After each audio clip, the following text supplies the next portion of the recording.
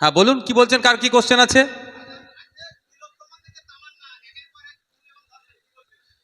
এটা আরো বাড়বে যদি এই যারা রাজ্য সরকারে আছে, যারা রাজ্য চালাচ্ছে। কারণ কি বলুন তো, যে ধরনের অন্যায় হচ্ছে সবার মাথায় দেখুন তৃণমূলের হাত আছে। তামান্নাকে কারা খুন করলো? তৃণমূল। এখানে যে মনোজিৎ মিশ্রা যে আছে, এরাও তৃণমূলের হাত ছাওয়া। শুধু তাই নয়, পশ্চিম মেদিনীপুরের একটি বাচ্চা স্কুল থেকে ফিরে আসছিল, তাকে তুলে নিয়ে গিয়ে ধর্ষণ করেছে। ধর্ষণটা কে করেছে? যে করেছে, যে প্রধানের যে গাড়ি চালায়, বাইক চালায়, সে। যত ধরনের অন্যায় হচ্ছে দেখুন, তাদের মাথায় আছে তৃণমূলের হাত আছে। এটা এই অপশাসনের অবসান না ঘটাতে পারলে এগুলো আরো বেড়ে যাবে, আমি আশঙ্কিত। তাই মানুষকে এগিয়ে আসতে হবে এই অপশাসনের অবসান ঘটানোর জন্য। 2026টা সুইটেবল টাইম।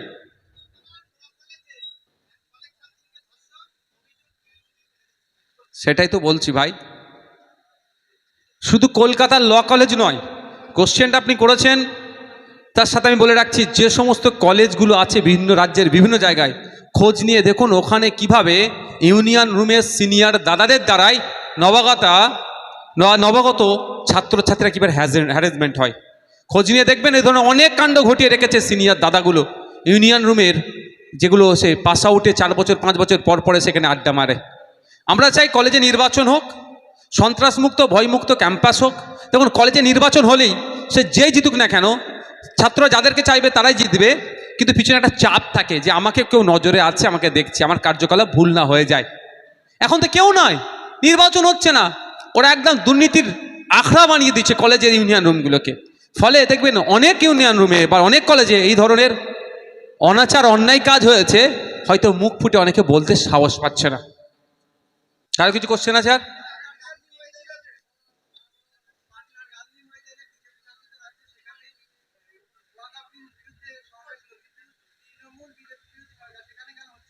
এটা তো বারবার বুঝাচ্ছি।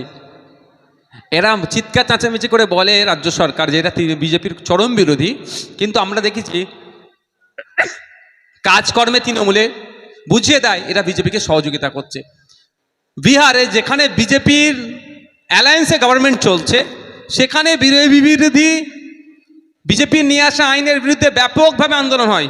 আর আমাদের পশ্চিমবাংলাতে ব্রিগেডে প্রোগ্রাম করতে গেলে বা রাজ্যের বিভিন্ন জায়গায় ওয়াকা বিরোধী প্রোগ্রাম করতে গেলে বিভিন্নভাবে হ্যারাসমেন্ট করা হয়। এটা বাংলার জনগণ বুঝুক যে বিজেপিকে আটকানোর জন্য যাদেরকে ভোট দিয়েছিলেন তারা বকলমে বিজেপিকে কতটা সহযোগিতা করছে।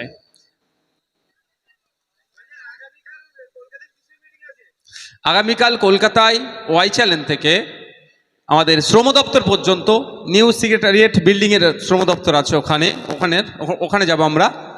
বিভিন্ন রাজ্যে পরিযায়ী শ্রমিক এবং ব্যবসায়ীদের উপরে যে অত্যাচার নেমে আসছে, শুধু অত্যাচার নয়, এতদিন শারীরিক অত্যাচার করতো ওখানকার সমাজ বিরোধীগুলো, এখন ওখানকার সরকারের দ্বারাই এদেরকে কোনো ক্ষেত্রে বাংলাদেশি তকমা দিয়ে বিভিন্নভাবে শারীরিকভাবে মানসিকভাবে এদেরকে অত্যাচারের শিকার হতে হচ্ছে। এটা বন্ধের জন্য আমাদের শ্রম দপ্তরকে কঠোর পদক্ষেপ নিতে হবে।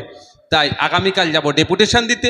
ডেপুটেশন দিয়েও দেখব যদি আমাদের রাজ্য সরকার সেই সমস্ত রাজ্য সরকারগুলোর সাথে যোগাযোগ করে এই অত্যাচার বন্ধ করতে অক্ষম হয়। সক্ষম না হয় তাহলে যারা অত্যাচারের শিকার হচ্ছে সেই পরিবারগুলোকে নিয়ে এবং আমরা সাথে থেকে ওই লেবার দপ্তরের সামনে কিন্তু আমরা ধর্নায় বসবো এই সমাধানের জন্য।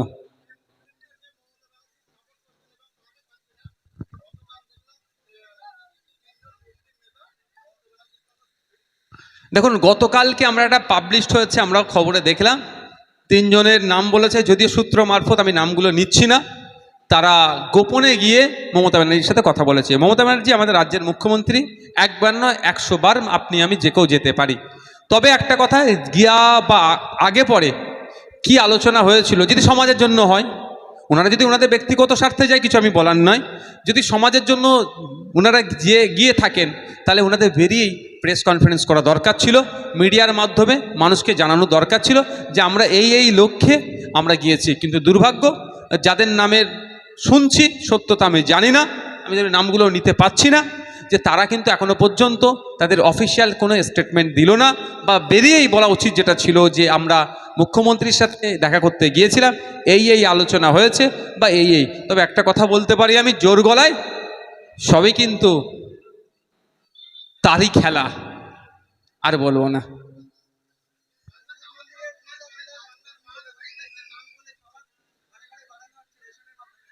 এটা আমি কেন বেশি বলবো, আমি তো বলে দিয়েছি।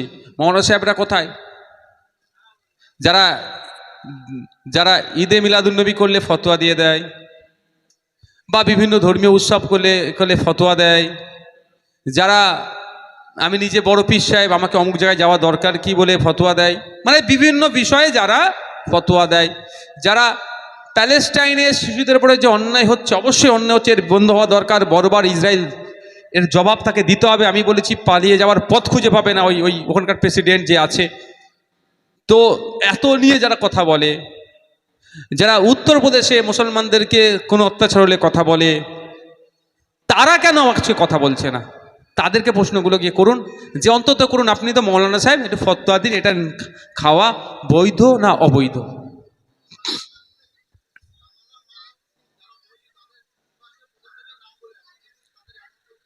ধরবে কেন? ওদেরকে ধরে জেলে রাখলে তৃণমূলের হয়ে বুথ দখল করবে কে? তৃণমূলের হয়ে গুন্ডামি করবে কে? তৃণমূলের হয়ে মারামারি করবে কে? তো তৃণমূল হেরে যাবে তো। তৃণমূলের রত্ন ওইগুলো। তবে আমাদের লড়াই চলছে, বাধ্য করবো কে ধরার জন্য, সে লড়াই আমাদের চলছে। ধন্যবাদ।